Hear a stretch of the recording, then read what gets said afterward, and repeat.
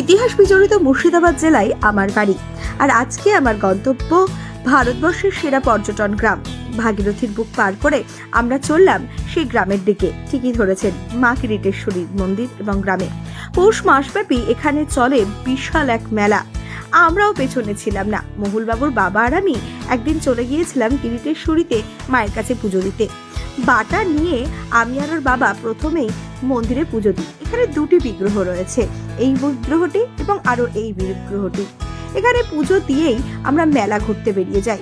কি নেই মেলায়, ঘুরে ঘুরে হাত পা ব্যথা হয়ে গিয়েছিল আমাদের। এরপরে কুপন নিয়ে আমরা চলে গিয়েছিলাম ভোগের উদ্দেশ্যে।